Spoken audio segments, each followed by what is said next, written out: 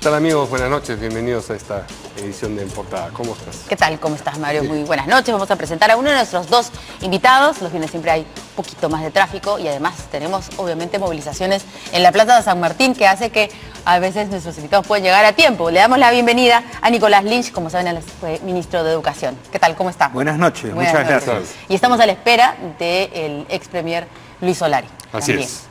Además participaron, como comentábamos hace un momento, del mismo gabinete, en un momento bajo el gobierno de Toledo. Muy bien, ministro de Educación y del sector de educación vamos a hablar inicialmente porque entendemos que todavía continúa la reunión entre la ministra Marilú Martens y los distintos representantes de la organización o las organizaciones magisteriales de las regiones. Ahí está no solamente Pedro Castillo, sino otros 29 dirigentes más en la reunión. En fin, esperemos que de esta reunión salga una posición que lleve a que finalmente, en efecto, termine la huelga. Sí, bueno, de hecho se han dado, digamos, esa es la principal preocupación, ¿no?, el tema de la huelga, pero también ha habido una serie de impericias políticas, se podría decir por lo menos, ¿no? Porque durante varios días hemos escuchado al ministro del Interior, el ministro Basombrío, hablar ya puntualmente del señor Castillo, quien en estos momentos está sentado en el Ministerio de Educación con la ministra de Educación. El ministro ha dicho que va a presentar las pruebas. El señor Castillo, este dirigente nuevo, ¿no es cierto?, que ha salido a la opinión pública y tiene cierta representatividad, porque lo que vemos es que hay por lo menos 18 regiones sin clases, sin maestros en las aulas, y él ha dicho que no tiene ninguna relación con ningún grupo terrorista. Hoy está sentado con la ministra, al igual que otros representantes regionales. Vamos con la información en vivo con nuestra compañera Lourdes Paucar, si nos permite el señor Lynch. Ella está dentro del Ministerio de Educación y, bueno, con mucha expectativa, imaginamos, Lourdes, así como todos nosotros. ¿Qué tal? Buenas noches.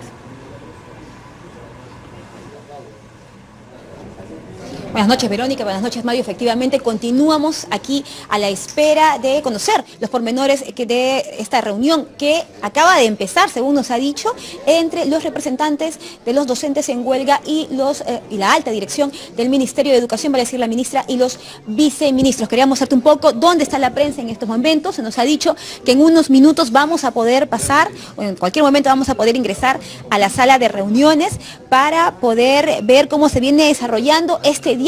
Vale decir que ya hubo un primer intento fallido la semana pasada y hoy nuevamente el gobierno está a través de la conversación buscando una solución a esta huelga que lleva más de 2 meses.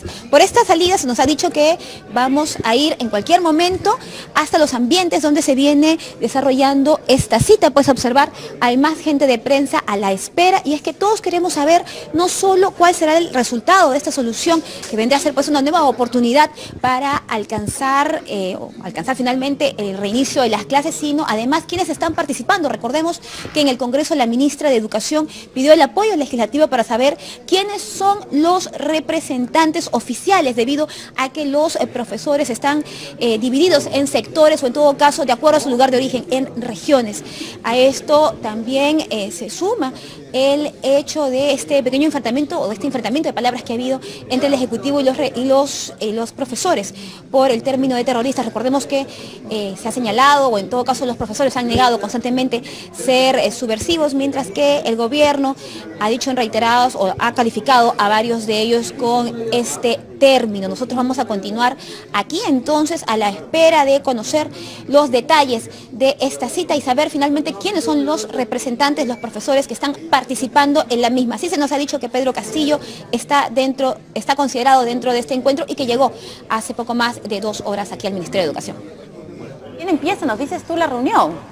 Porque, digamos, han entrado hace ya casi 2 horas, efectivamente. En realidad, sí, bueno, en realidad son 3 horas, perdón, son las 7 de la noche, a las 4 de la tarde han ingresado los dirigentes. Sin embargo, no hay mayor información de parte de la gente de prensa del Ministerio de Educación. Estamos pidiendo desde hace bastante rato conocer la lista oficial de quienes están participando en este encuentro, pero no se nos ha informado. También queríamos saber si se nos ha dicho que está la alta dirección del Ministerio de Educación en esta cita, pero no se nos ha confirmado exactamente quiénes son. Tenemos entendido sí que está la ministra y los viceministros, pero no hay mayores detalles aún. Mucho hermetismo, mucha reserva, en todo caso por parte aquí de las autoridades del Ministerio de Educación. Bien, Lourdes, muchas gracias por la información. Volvemos contigo, entonces estamos en contacto para tener mayores datos. Señor Lynch.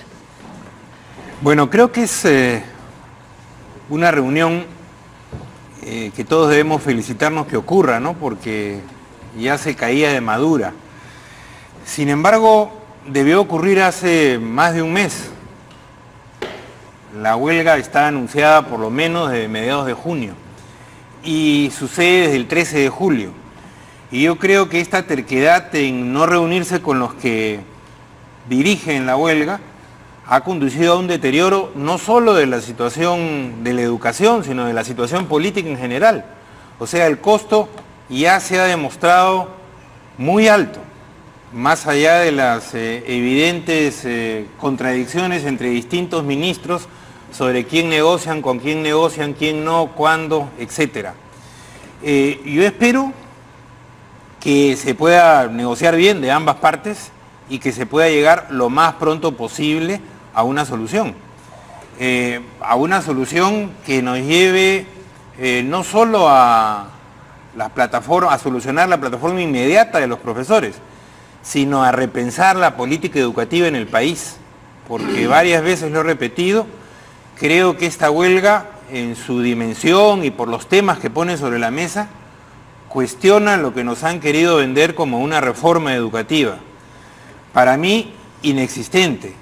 Hay que volver a pensar lo que ha significado la carrera pública magisterial y la relación, a mi modo de ver, equivocada entre aumento de remuneraciones y evaluaciones que se ha llevado adelante. Y esto es fundamental, no para suspender las evaluaciones, por supuesto, como dicen algunos, sino para ver en qué condiciones se dan. O sea, replantearlas, seguir evaluando, pero de otra manera. Que es lo que distingue a un sistema educativo. A un sistema educativo no lo distingue evaluar nada más, sino cómo evalúa, ¿no? Y, entre otras cosas, hay que evaluar, lo cual es muy difícil, con los maestros adentro, en el proyecto de evaluación, y no afuera, enfrentándose a él. Ese es el tema de fondo. Bien, ya nos acompaña también el doctor Luis Soldari, él ha sido presidente del Consejo de Ministros. ¿Cómo está? Saqué mi coche bomba para poder llegar, pues aquí, corriendo. Aquí hay varios problemas. El primero es, en todos los países, los sindicatos de maestros les han ido apareciendo paralelos, ¿no? En México, que es el sindicato de habla hispana más grande del mundo, tiene un paralelo, pero Juan Díaz de la Torre, que es el presidente del Consejo Directivo, no ha perdido la conducción del SNT, del CENTE le llaman eso. Entonces aquí, en primer lugar, ha pasado algo distinto, han aparecido nuevos actores, precisamente por el abandono de los partidos de los territorios, de los departamentos. Y los partidos no van a tener en tiempo corto presencia. Y la razón es muy simple, hay gente que sigue pensando en el Congreso que el financiamiento a los partidos debe ser para capacitación, no sé de qué, cuando debería ser para que los partidos tengan comités en los territorios pobres, ¿no es cierto? Como es en otros países donde el financiamiento va para que los partidos tengan presencia territorial. Obviamente han aparecido nuevos actores y el Ministerio, como no tiene un equipo de negociación gubernamental, ni siquiera de prevención ni manejo de conflicto, ni siquiera pudo identificar a los actores, el ABC de la negociación. Entonces obviamente negocia con uno y le aparece otro como si fueran esporas de hongo, ¿no? Y dice que no va a negociar con ese otro y termina negociando bueno, con ese otro. No, y eventualmente... es que a la final esto es como enfrentarse a una hidra de 7 cabezas. Claro. Uno no puede decir yo corto una y las otras 6 automáticamente. No, pues tiene que ir una por una. Este es un problema nuevo, que es un desafío para los especialistas en negociación gubernamental, porque esto no es lo usual. El gobierno de México, la negociación es con el SNT, el resto duro con ellos. Esa es la política, pero en cada país, por supuesto, es distinto. Este es un tema. El segundo tema es la debilidad de la ministra para negociar. La ministra recibe el ministerio con 3 frentes abiertos: Panamericanos, ley universitaria, currículum. ¿no es cierto? Que Saavedra lo firma con un pie en la calle el día de la censura. Entonces los panamericanos como que lo cierran un poco, pero en vez de ir cerrando los otros dos, la ministra abre nuevos. Empeora el enfrentamiento con las universidades, hay un enfrentamiento todavía silencioso con la Iglesia Católica a través de un oficio famoso que es una locura desde el punto de vista jurídico y de los tratados internacionales, y el frente de la huelga, que era local, termina siendo nacional. Entonces, ante esta situación, el presidente tiene que hacer algo. Por ejemplo, sale a respaldar a la ministra, como todos los presidentes salen a respaldar a sus ministros. No va a salir un presidente a decirse, bueno, ¿sabe qué? Yo, tipo circo romano. No, los tienen que salir a respaldarlo. Pero la pregunta es, cuando uno sale a respaldar, ¿cuánto oxígeno puede tener esta ministra o ministro? No importa quién es, sí, ¿no? Claro. En una situación de ese tipo. ¿Qué es lo que uno espera en un discurso el 28 de julio? Que el discurso cierre frente. Nada, todos los frentes se quedaron igual. Es la primera vez que yo veo desde hace años que en agosto la encuesta no mejora el presidente por el discurso de julio. El presidente se deteriora más a pesar del discurso. Lo que pasa es que más de la mitad de los peruanos no lo vio. Entonces, siguen los frentes Pero abiertos. tampoco habló de la huelga de maestros, Bueno, ni del sector salud. por eso, siguen los frentes abiertos.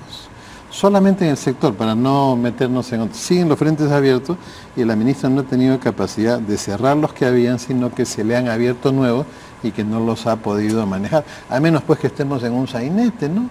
Y que todo esto sea un psicosocial, que todo ya está arreglado y después sale la ministra tomándose fotos ya con el arreglo final, que no hay que descartar esa posibilidad conociendo el maquiavelismo que hay en la política mundial de hoy Pero día, ¿no? digamos, los dos Comparte, coinciden que sí. sí, los dos coinciden que está bien esta reunión que se está dando en estos momentos, con este señor Castillo. Y comparten la idea de que ha habido incapacidad de parte de la ministra, que es lo que quería preguntar.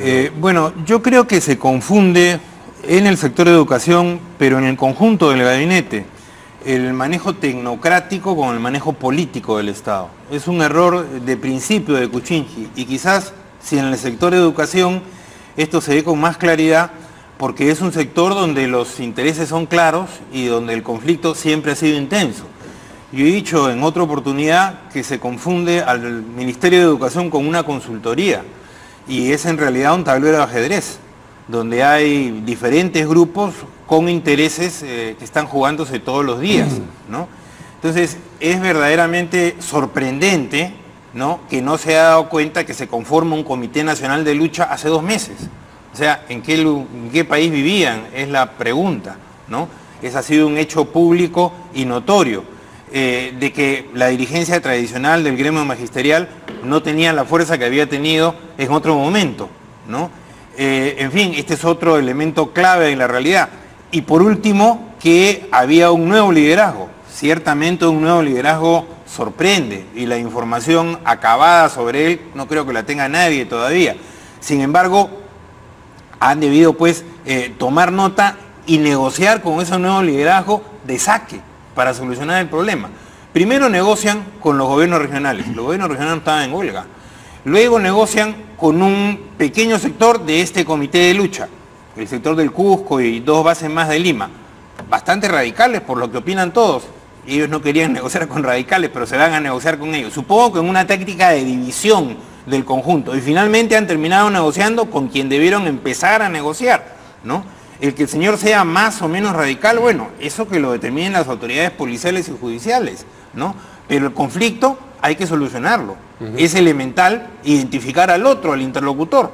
Si no, ¿cómo se enfrenta el conflicto? O sea, ¿no? Entonces el hecho de que dice que dónde estaban viviendo significa que si hay una negligencia, ineptitud por parte de la ministra de Educación. Pero lo que está diciendo es que no es solamente un problema de la ministra, sino que... Del conjunto, ¿no? Yo veo que hay una ineptitud política del conjunto. El elemento partido, por ejemplo, que se ve en, creo, otro de los temas que vamos a tratar. Sí, más adelante, ¿no? efectivamente. Es fundamental tener un partido político para poder, o una coalición de partidos para poder llevar adelante con felicidad un gobierno. Sin embargo, acá parece que se le corriera esa idea. Incluso el presidente de la República, que en otros momentos, creo yo, ha demostrado intuición política, ha opinado hace unos días que a la gente no le interesa la política. Por supuesto que le interesa la política. Los maestros que están en la calle por miles en este momento, hace 3 o 4 semanas, están en la calle porque les interesa que la política para sus fines funcione. ¿Cómo que no les va a interesar la política? Claro que sí, ¿no? Yo creo que no se trata de satanizar la política, ni de la manera light como lo hace el presidente, ni de la manera abusiva como lo hace el ministro Basombrío, ¿no?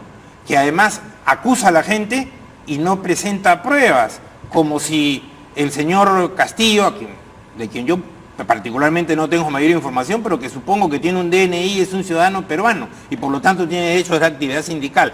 Dice, es un radical, es un prosenderista, pero no tengo pruebas. No ha dicho prosenderista, ha dicho que encabeza un comité de lucha que, digamos, descansa sobre el apoyo de Proseguir y de Movadef, pero ha sido cuidadoso, no he visto yo la ecuación de no con Castillo él, si vamos al sustento, sí. O sea, una confluencia de Proseguir con el Movadef. Sí, es raro, ¿no? Proseguir desapareció, a los que conocemos algo de historia reciente de este país, cuando capturaron a Feliciano en 1999 y año y medio más tarde los hermanos Quispe Palomino emiten un comunicado desligándose de este señor y de Abimael Guzmán, etcétera, y en la práctica sentando su acta de nacimiento como banda de narcotraficantes. O sea, y sobre eso hay declaraciones de expertos en seguridad, policías en retiro, en actividad, etcétera. O sea, resucitar un muerto para demonizar a un dirigente sindical, por favor, me hace recordar los tiempos de Esparza Sañartu, ¿no? Cuando le decía a todo el mundo aprista, comunista, en fin, buscaba motes. Eso no sirve para enfrentar el problema magisterial y educativo. Ese es el problema de fondo. Claro, pero usted habla de una ineptitud del gobierno, ¿es cierto? De no saber dónde están, lo que está sucediendo del gobierno. Pero ¿cómo solucionamos eso? Del gobierno, y hay que decirlo también, que ha tenido un seguidismo mediático importante en las últimas 6 u 8 semanas en este país, ¿no? La huelga de maestros, dice. Sí, bueno, la idea de que la huelga de maestros hace un invento senderista ha recorrido la mayor parte de las redacciones de los grandes medios. Si sale el ministro del Interior a hablar, ¿qué le vamos a decir? No, ministro, no nos diga nada, no queremos escuchar. No. El ministro del Interior, hay que atender lo que dice el ministro del Interior en una conferencia. Por supuesto que no, pero sí hay que tener un poquito de autonomía informativa en ese sentido, creo yo. No, digamos, pero las declaraciones y descargos del señor Castillo han sido presentadas innumerables de veces. Hemos hecho una nota, de repente usted no está informado, pero hemos ido hasta Chota, de donde es el señor Castillo. Hemos hablado con sus vecinos, hemos hablado con sus alumnos. Así que información sobre él. Y hay un congresista fujimorista, creo que habló sobre él también el otro día, ¿no? Hace 2 o 3 pero días. Información sobre él, Comisión de Educación. Clarísima y sabemos sus orígenes, sabemos dónde estudió, su familia, etc. Pero aparte de eso, o sea, vamos al hecho de cómo este problema ha durado tanto por una clarísima, ¿no?, inoperancia política. ¿Y debemos sacar a la ministra o no? Mire, yo creo que la ministra ya terminó su periodo, más allá de que la dejen o no la dejen, ¿no? Si la dejan, como dicen los norteamericanos, va a ser un pato cojo, ¿no? Sí. A ver, ¿qué? Esa impresión también es la suya, que ya la ministra políticamente está entablillada. Como médicamente dirían, pato cojo pero con su palito aquí, ¿no es cierto? Pero hay algunas cuestiones en toda negociación que son elementales y aquí se ha comenzado por hacer la excepción. Uno va a negociar, esto es como firmar un contrato, uno va a hacer un acuerdo y para que el acuerdo sea perdurable tiene que ser mutuamente satisfactorio, pero las personas que con las que uno hace el acuerdo tienen que tener alguna acreditación formal, porque si no esa persona, uno firma prácticamente con un fantasma, porque esa persona se va a su trabajo y bueno, ¿y ahora con quién? Ya no hay gente. Entonces, ahorita se está haciendo una excepción. Porque yo les cuento, si uno va a negociar y de repente hay la evidencia que realmente está involucrada una persona con una organización que sigue actuando en el Perú con otros fines distintos a la preservación y crecimiento de la democracia, y uno puede decir, me van a disculpar ustedes que están en huelga, en esta o en cualquier otra, pero nosotros no nos vamos a reunir con el señor, ustedes acrediten otro delegado. Y en ese momento uno puede parar la negociación y decir, no, ¿dónde están las credenciales que acreditan que esto que yo voy a firmar, ustedes lo van a cumplir? ¿Dónde está siquiera un acta en que lo hayan elegido? Algo. Cuando no hay eso, uno simplemente Y yo le digo que uno se pone en firme, pero no sale pues a... O sea, ese es un terrorista, no me reúno con él. No, no, no. Simplemente, ¿dónde está el sindicato registrado? Sí, y oiga, ¿y ustedes son del sindicato? Y he visto que le preguntan a los maestros. Sí, sí, nosotros somos el sindicato. ¿Dónde está registrado? ¿Cómo se eligieron? ¿Dónde está en el Ministerio de Trabajo registrado que tiene personería jurídica con capacidad para negociar con el aparato público? Porque lo que van a negociar es el dinero de todos los peruanos. No es el dinero de los maestros. Son 142.000 millones de soles del presupuesto hoy día, y si hay 50 huelgas, se van a arreglar con el dinero de todos los peruanos. Entonces, todos los peruanos tienen derecho a exigirle al gobierno, a través del Congreso también, oiga, ustedes negocian, pero ¿dónde están las credenciales? ¿Para qué? No es un capricho, no es que yo no me reúno con este y con este, sí, sino que eso tiene que ser perdurable. Y perdurable no solo significa que sea de satisfacción mutua para las partes, que es el primer mandamiento, sino lo segundo, que las partes que finalmente acuerdan el cese del problema tengan una representación reconocida por todos en el Perú. O sea, por todos. Ese reconocimiento oficial no existe, ¿no es cierto? Pues, no existe, entonces existe. Simplemente pero en la práctica se ha tenido sí que ir por una excepción, porque el gobierno solito se ha metido en ese callejón sin salida, solito, por no hacer lo que decía el maestro Lynch, y que tenía que haber sido hecho desde el principio. Yo vuelvo a insistir, todos los gobiernos a los que les va bien, todos tienen unidades de negociación gubernamental, que es un componente adentro de las unidades de conflicto. Pero como eso no se enseña en el Perú, yo me tengo que ir al extranjero para aprender eso. Como eso no se enseña en el Perú, entonces vemos estas clases, independientemente de si hay partido o no hay partido, o si hay una visión, porque puede ser un gobierno muy político, pocos técnicos en el gabinete, lleno de políticos, pero este no es un tema de política, es un tema de metodología de la negociación desde el gobierno. Y yo no estoy de acuerdo con que esto es un gobierno débil, porque un gobierno que es dueño de los tanques, de los aviones, de 142.000 millones y de todo el aparato público, no es un gobierno débil. Se comporta débilmente, que es otra cosa, pero el hecho de ser... Yo escribí un artículo hace poco que se llama De navegantes y brújulas. Okay, esto es como dos orquestas, la orquesta del fujimorismo en el Congreso, la orquesta del Ejecutivo acá. El Ejecutivo puede cambiar de música todos los que quiera, tiene 800 músicos para cambiar todos los días si los quiere cambiar, y cambiar de partitura, y tiene el dinero para hacerlo. El Parlamento no, son músicos estables, no pueden renunciar, no los pueden tocar, no tienen presupuesto, no pueden hacer nada. ¿Quién tiene la mayor capacidad para hacer una negociación social permanente con la gente? El Ejecutivo. Ahí es donde entra la política y donde uno nota la falta de esta en la conducción. Obviamente, una cosa es una negociación gubernamental hecha desde un paraguas político y otra hecha pues desde un aprendiz de brujo, es totalmente distinto. A lo que nosotros asistimos son a las consecuencias. Y obviamente, ministra que no cierra frentes y que abre nuevos, es un ministro que simplemente va a la extinción pronta.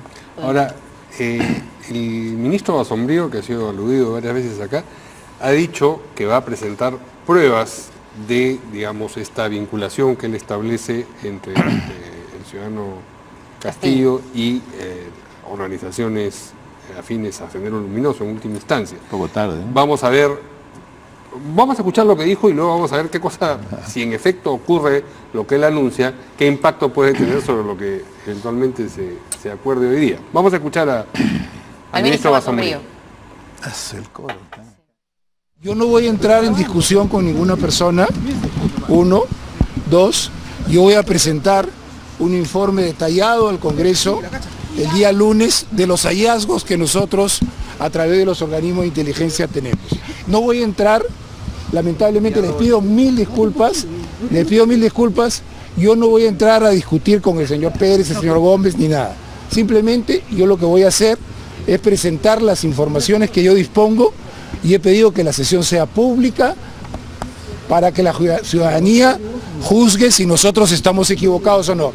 Nosotros vamos a presentar los indicios que a lo largo de los años la policía ha ido acumulando, vamos a presentar la documentación que tenemos y no vamos a emitir juicios de valor Simplemente cada quien juzgará si lo que nosotros decimos tiene algún sustento o no lo tiene. Pues les pido 1000 disculpas, no voy a responder. Ministro, el día de ayer el viceministro de los 250 docentes. Hay que ser meticulosos, no dice pruebas, dice hallazgos, dice informe y dice indicios. Es lo más, digamos, que más, lo que más comprometedor suena, ¿no? Sí, pero diera la impresión de que son dos gobiernos, ¿no?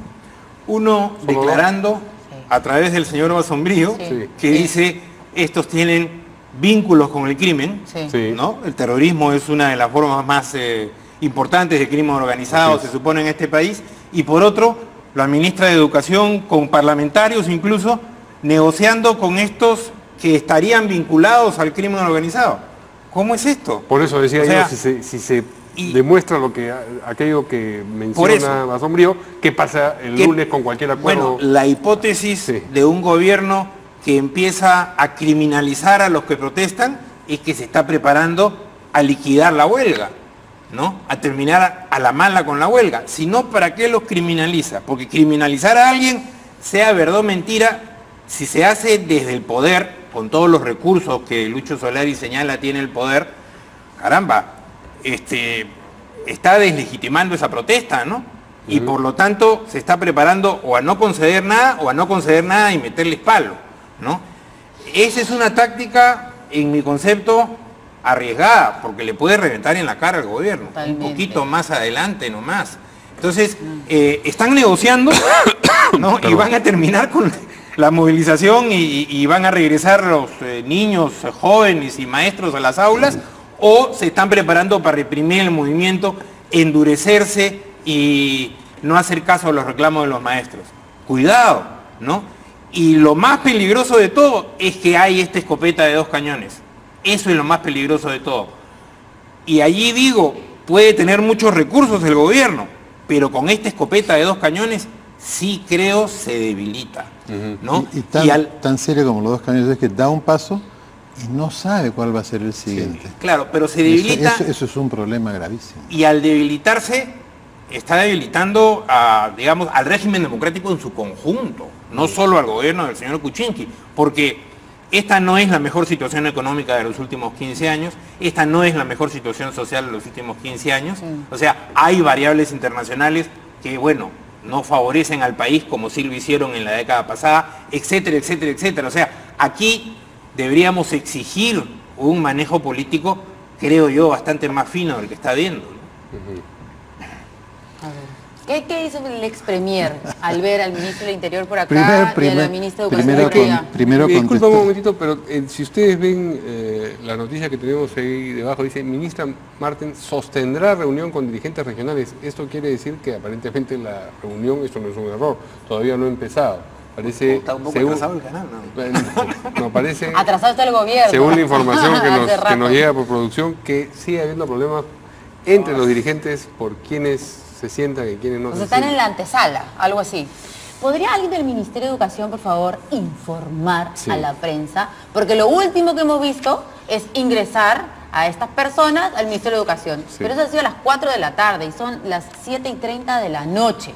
Queremos saber, por favor, si ya empezó o no empezó, están en antesala o están en reunión. Exacto, por favor. Bien, gracias. Pero tenía la palabra el doctor Solari. Solo contestarle acá a un vocero del Ministerio de Educación, porque es un vocero, ¿no? Que es el caballero Hugo Ñopo, todos lo conocemos. Dice, bueno, y cuando estuvo en la PCM el señor Solari, ¿qué hizo por la educación? Bueno, yo lo único que le puedo recomendar a este especialista en educación es que lea la Constitución. Ahí dice que cada ministro es responsable del sector que se le confía. Ningún ministro es responsable de otro sector. La PCM es un sector, pues un sector complicado. Y casualmente es tan complicado que termina negociando las cosas que los ministros no pueden negociar, como ha sucedido también en este momento. Entonces, en esta situación hay un componente más que nadie quiere decir, es que el gobierno no se quiere dejar ayudar. Y esa es la razón por la cual se rotan ministros. O sea, cuando uno tiene debilidades, hay 2 clases de decisiones cuando uno gobierna. O traigo a alguien que sea más débil que yo para que no me moleste, no me critique, no quiero discutir, o trae a alguien o un grupo de gente que sepa muchísimo más que yo para que me ayuden. Ok, yo conduzco el timón, pero ellos me van a decir cuántos grados acá, cuántos grados allá, el viento sopla así, el viento sopla, y yo soy el que políticamente hago esto. Entonces, eso no está sucediendo en este momento. Entonces, por eso es que ha habido esta rotación de ministros. Como que hay un temor ante lo nuevo y se prefiere lo consecuente, lo continuo. Y esto es notorio cuando quienes ejercen cargos que de repente, gerente general, pero ha sido gerente de compras por 20 años y de repente le llueve una gerencia general, no significa que sabe todo el resto. Uno puede ser 20 veces ministro sectorial, 20 años docente universitario y no sabe gestión universitaria, 20 años ministro de diferentes sectores y no tiene una imagen global precisamente porque solo ve su sector. Y yo creo que estamos asistiendo a un momento en el que necesariamente el gobierno va a tener que abrir sus puertas. No hacer un gobierno ancha valla, va a tener que abrir sus puertas y enfrentarse con la realidad y asumir que tiene que incorporar a personas que sepan hacer las cosas aunque no las conozcan ni confíen. Bajar el nivel de patería y de amistad y de relaciones, ¿no es cierto?, como hemos visto en el último cambio de ministro, e ir a esa nueva etapa. Y aquí viene la contraparte al frente, ¿no? La contraparte al frente de quienes hacen el control político y que no tienen capacidad para hacer negociación social. Obviamente, si están haciendo control político para acentuar la contradicción, están jugando el peor juego y el más equivocado, porque eso les va a costar la elección en el 2021. El juego es control político para ayudar al país, no a su partido, a que el gobierno se encamine hacia ese camino, no voy a decir senda, me van a decir sendero, no, hacia ese camino que es un camino de traer gente que sepa hacer las cosas, políticamente o tecnocráticamente. Ya el presidente pues tendrá que definir a dónde quiere más peso político, a dónde quiere más peso tecnocrático, y lo ideal sería, ¿no es cierto?, que hubiera la combinación, pero normalmente en todas partes del mundo el ministro es político y los viceministros son los tecnócratas. Ahora, y así funciona el país. En un mensaje difundido a través de las redes Keiko Fujimori, del que vamos a hablar inmediatamente después porque aborda varios temas, pero a propósito de la materia de educación, ella le ofrece al presidente Kuczynski la disposición de su bancada, se entiende que es la mayoritaria en el Congreso, para aprobar y delegar facultades legislativas referidas al sector de educación. ¿Ese es el tipo de ayuda que usted le suena que es? Pero le aclara, ojo, le aclara para terminar el problema en la huelga. Vamos a escuchar, ¿les parece primero? Para luego comentar. Vamos a escuchar, a ver, ¿qué fue lo que exactamente dijo Keiko Fujimori? Desde Fuerza Popular ofrecemos otorgarles facultades legislativas en el tema de educación, que le permita a usted y a su renovado equipo encontrar la solución efectiva al problema del magisterio. Señor presidente, no se ponga de costado frente a los problemas del país. A mí me parece que el presidente Kuczynski tiene que definirse. O sea, ¿marcha después de esta crisis a un cogobierno con el fujimorismo? ¿Abierto? Error total, Esta es una oferta de cogobierno. ¿O marcha a romper con esta conducción personalizada de un grupo de tecnócratas y se abre a la política y a las necesidades sociales de la población, que se las han gritado en las calles, pero que bien podría él, con un mejor equipo, con más sensibilidad frente a la ciudadanía, preverlas? O sea, yo creo que se le abren dos caminos con claridad. Yo, por supuesto, no comparto que opte por el primero, el que le ofrece Keiko Fujimori, porque sería prácticamente, ¿no?, adelantar un probable triunfo fujimorista en 3 o 4 años. Y, en mi concepto, una tragedia para el país. Espero que opte por el segundo, que esta crisis lo lleve a entender, ¿no?, que tiene que abrirse a sectores importantes de la ciudadanía, como los maestros, que si hay que hacer reformas en el sector de educación, tiene que ser para incorporar y no para expulsar a los maestros de las evaluaciones, por ejemplo, y que tiene que terminar con esa conducción personalizada de un grupo de tecnócratas. O sea, la idea de que porque yo sé, entre comillas, un saber específico puedo gobernar, es falsa en política, ¿no?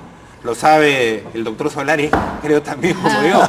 Entonces, el resultado de esta crisis tiene que ser político democrático, no puede ser profundización tecnocrática, ¿no? Y hay una adenda adicional.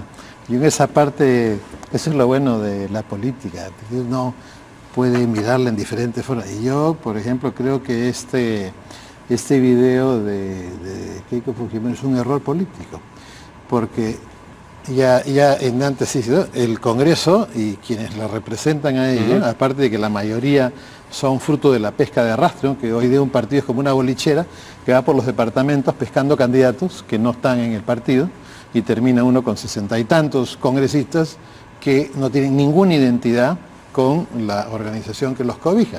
O sea, entonces, este problema, que además aumenta la imposibilidad de negociación social, ella le dice, haz esto. O sea, tú que tienes todo el poder para hacer negociación social, haz esto que yo te voy a apoyar. Entonces, prácticamente, oye, pero si tú le dijiste que hiciera esto, ¿no? Entonces, y le he dicho varias cosas que debería hacer. No, por supuesto que es una ley, por eso que vamos a ver después, pero para mí es una sin razón políticamente. ¿Cómo tendría que jugarse el tema? ¿Cree que algo está mal? Llama al ministro y le hace control político. ¿Cuál es el problema? Que los 72 no saben hacer control político. Entonces ella necesita urgente traer gente. Yo me encontraba en una de mis 70 cajas que tenía un manual para control político parlamentario solo para el control defensa, para el sector defensa de la Fundación Konrad Adenauer. Tiene que traer gente que le enseñe a sus parlamentarios a hacer control político. Entonces ahí vamos a encontrar recién el balance que nosotros necesitamos. Oigan, ¿va mal? Entonces uno lo llama y le dice, usted está mal por esto, pero tiene una semana para corregirlo. Yo creo que Keiko Fujimori no sale, no termina de aceptar que perdió las elecciones y no sale de su desesperación por gobernar. Y por eso es que cae en este tipo de actitudes. Yo también comparto erradas hasta para sus propios objetivos, ¿no? Vamos a hablar sobre este mensaje de Keiko Fujimori, pero después de la pausa.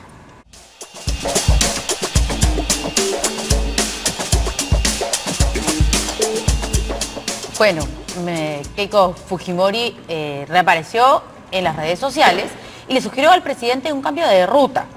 Por supuesto también lo de la educación, como lo hemos mencionado hace un momento, que incluya, dijo, la recomposición del gabinete.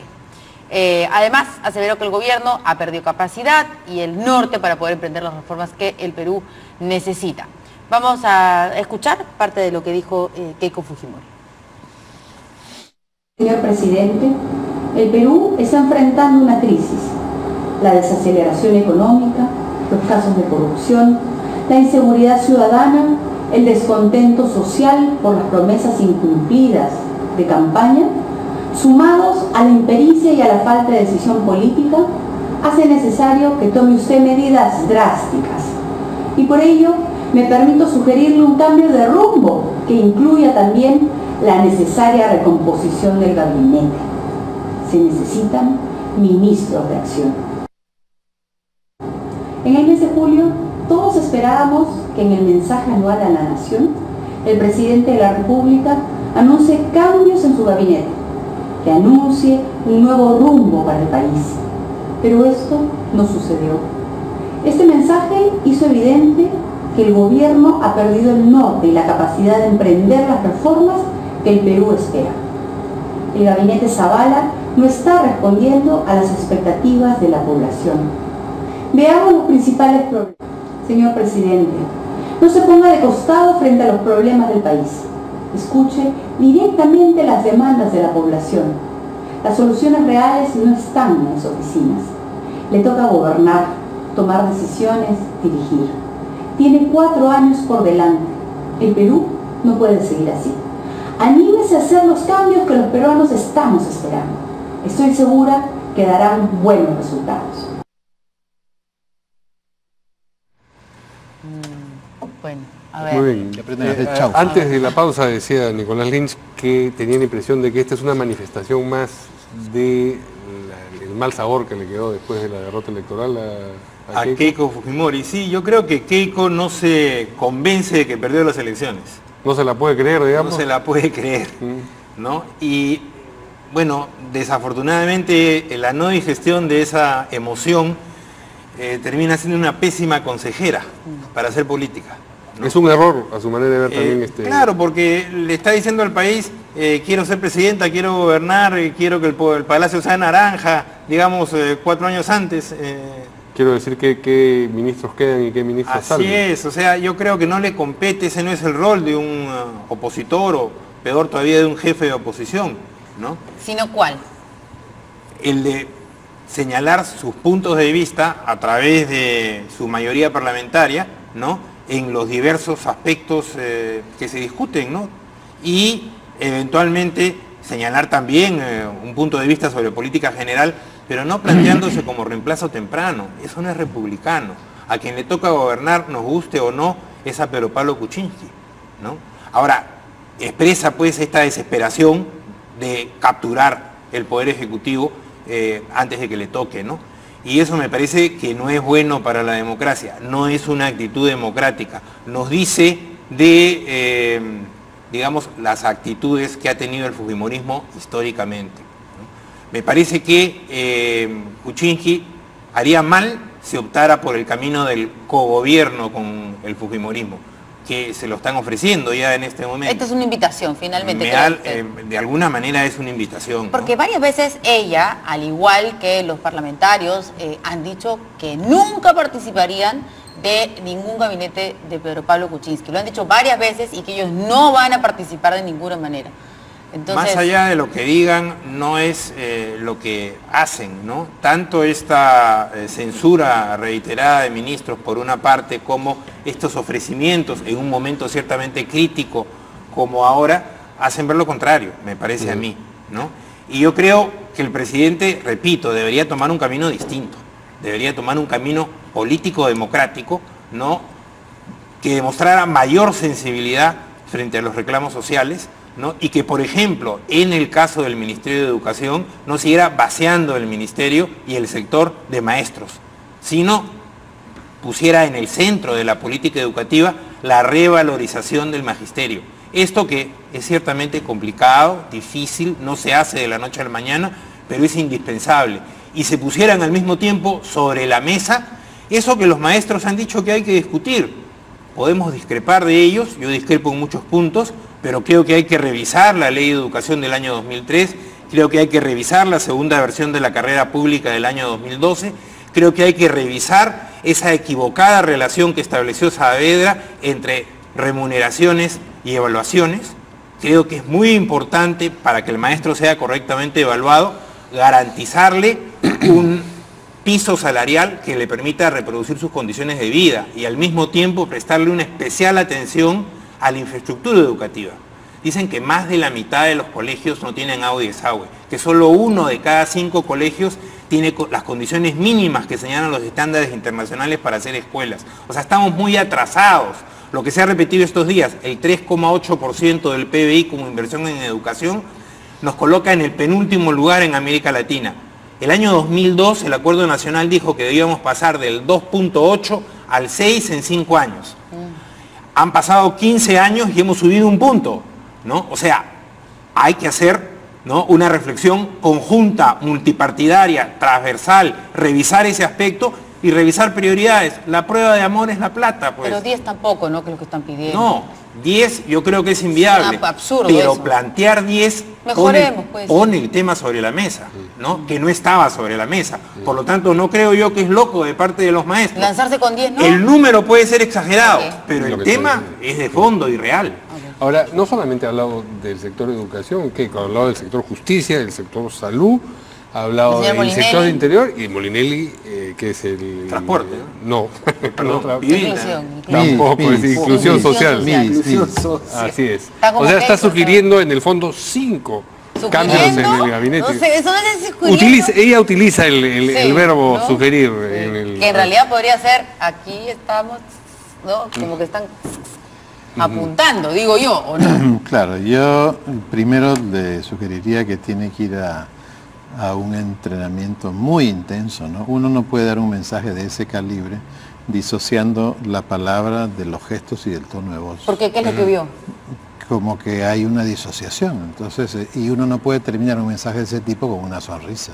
O sea, la gente que le daba esas instrucciones tiene que cambiarla mañana. Uno cuando da un mensaje de este tipo para que tenga, ¿no es cierto?, el peso de hablar del corazón al corazón, uno lleva las ideas en una tarjeta o en la memoria, como quiera, y esas ideas las desarrolla.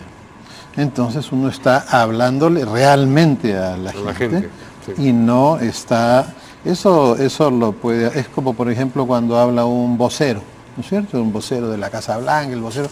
o una conferencia de prensa por alguien que tiene este nivel de conducción de un país. Entonces, eso es un tema. Que la ve un poco perdida. No he dicho que esté perdida. Entre expresión y contenido hay un divorcio. Hay un divorcio. ¿Pero eso por qué? Eso se nota. ¿Por qué será? ¿De repente fue un mal día, está de mal humor, está dispersa? No, esa es la persona que trabaja y prepara las cosas. No, pero ella y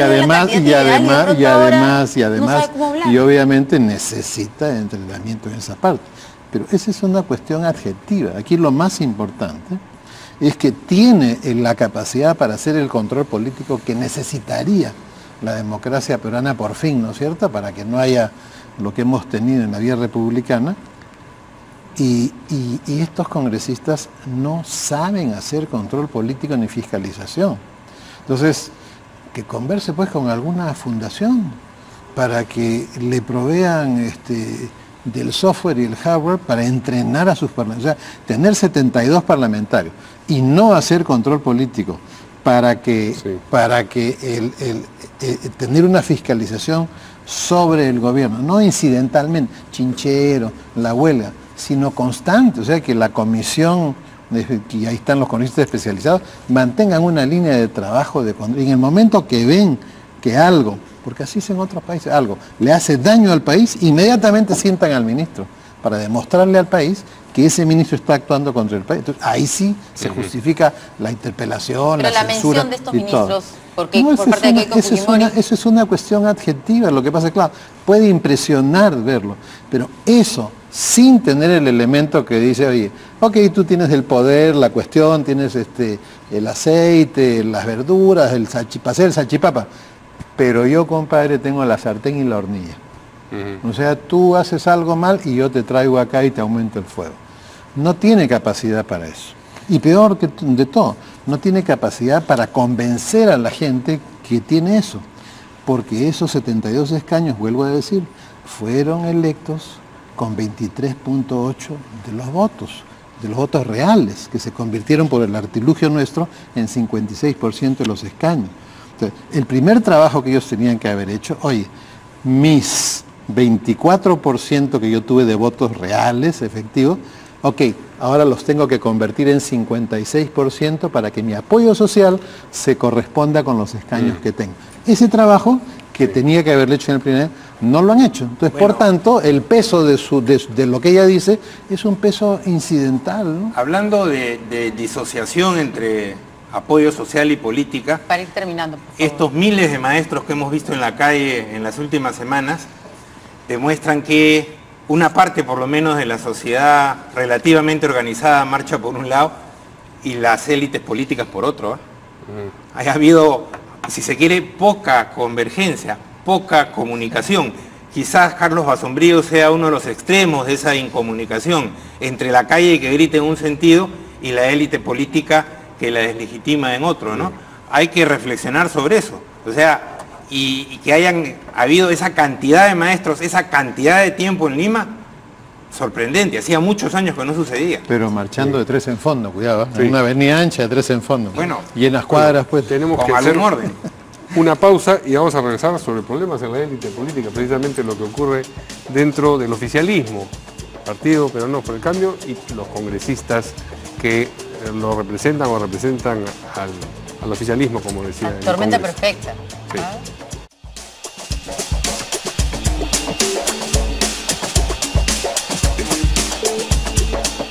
Bueno. Bien, hay enfrentamientos, como decíamos, dentro del oficialismo y expresión de ello ha sido algo que dijo el congresista Guido Lombardi aquí anoche en 2017 y algo que ha sido respondido por Gilbert Violeta hoy. Vamos a escuchar a cada uno de ellos para luego comentar. Otra vez el congresista Lombardi, ¿no? Otra vez. Otra vez el congresista Violeta, otra vez... A ver, vamos a escucharlo. Yo creo que eso es lo correcto. El problema es que quienes dejan una bancada ahora se convierten en parias. Yo creo que está bien que no se puedan formar bancadas con 4 o 5, pero por lo menos se debería permitir que quien deja una bancada se incorpore a otra donde seguramente se siente más cómodo y quizá alguno de los integrantes de la bancada de Peruanos por el Cambio se sentiría más cómodo en Fuerza Popular. ¿Cómo cuál? No, era una manera de decirlo. En todo caso, si alguien se da En cualquier por caso aludido, estamos hablando de Violeta, de Cheput, de Eresi y creo que Ceballos. No, Horacio Ceballos es una persona correcta, leal. Entonces Cheput, Eresi y Violeta. Sin miedo a decir los nombres, porque además los hemos buscado. Yo no voy a caer en la misma lógica en la que ha caído el congresista Lombardi. ¿Pero es verdad lo que le ha dicho, que no asisten a las reuniones con el presidente y con el premier? No, es absolutamente incorrecto eso. Nosotros tenemos las reuniones, ayer hemos estado reunidos con el premier a las 8 de la mañana en la PCM, hemos definido varias posiciones, hemos tenido reuniones con algunos ministros, como con el ministro de Vivienda, que nos ha explicado también en la bancada sobre lo que está haciendo su ministerio, hemos tenido otras reuniones para ver el caso de las huelgas, en fin, tenemos algunas posiciones discrepantes, claro que sí, porque tenemos una lectura social y política sobre lo que está ocurriendo, pero eso lo hacemos saber nosotros en la interna y no a través de los medios de comunicación. Julio Lombardi mencionó este grupo, ¿no? Usted, Eresi y Juan Cheput. Hay personas que no les gustan que hayan posiciones discrepantes o posiciones críticas, y eso de ahí yo creo que pasa de intolerancia a antidemocrático, porque la democracia es precisamente la tolerancia y la discrepancia. Tiempo para un comentario de cada quien. A ver, ya. Bueno, desde que fue elegido el gobierno, yo reiteradamente he dicho que uno de los problemas del Ejecutivo, aparte de los que hemos mencionado, es que hay facciones en su interior. Y simplemente asistimos a un capítulo más de Juego de Tronos, ¿no? Eso es todo el problema. Pero ya se solamente, el congresista Lombardi. Solamente que a veces pues hay micritis también en el Perú, ¿no? Te ponen un micro y la brun se va pues la lengua, ¿no? Pero este era un pechero, estaba bien sentado, no es que de repente a la corrida, que de repente, ay, no me agarraron desprevenido, estaba sentado. Igual micritis, ¿no? Uno tiene que decir algo porque le dan tiempo para que lo diga. Y eso simplemente evidencia que siguen habiendo estas facciones y que las facciones no han encontrado mecanismos de encuentro y menos de conciliación y que va a seguir Juego de Tronos no sé cuántas temporadas más, una por año. Yo creo que el oficialismo tiene que darse cuenta que está en un momento difícil y que no es el más adecuado para pensar en ningún tipo de divisiones, ¿no? Una división de la bancada oficialista con los problemas serios que ya tienen en el Parlamento frente al fujimorismo sería dramática, ¿no? Tanto para el Ejecutivo como para la estabilidad democrática del país, ¿no? Entonces, yo no sé cuál será el detalle de las discrepancias, pero me parece que tienen que ver la manera de entenderse, ¿no? De eso no caben dudas. Además, con el reto que significa la propuesta de Keiko Fujimori al frente, ¿no? Digamos que no hay por dónde perderse, como dicen. El peligro es claro, ¿no? Y el peligro es claro por la crisis que vive el país, por el desarrollo de importantes movimientos sociales con agendas alternativas y también por el desarrollo de un desafío fujimorista que quiere comerse a Kuczynski, con zapatos y todo. Entonces me parece muy poco serio, digamos. Pero que le falta el cuchillo y el tenedor. Bueno, pero que creo que ponerse a discrepar en este momento, como dice alguien por ahí, podrían haberse esperado un poquito, ¿no? Tantito nomás. Francamente que es bien irresponsable, para ellos mismos, para empezar. Sí, por supuesto. Muy bien. Pero hemos tenido acá al congresista Eresi ayer. Bien injusto. Suda, acá no sabe cómo defender al gobierno. Al contrario. Está muy contento hay que mejorar el maquillaje, ¿no? Eso también vamos a hacer. Solo que a nivel de gobierno el maquillaje no funciona. No funciona. Gracias a nuestros los políticos no les funciona. Invitados de esta noche. Nos vemos el lunes aquí en Portadas. Quedan con primero a las 8 con Valery Vázquez de Velasco. Mi sobri.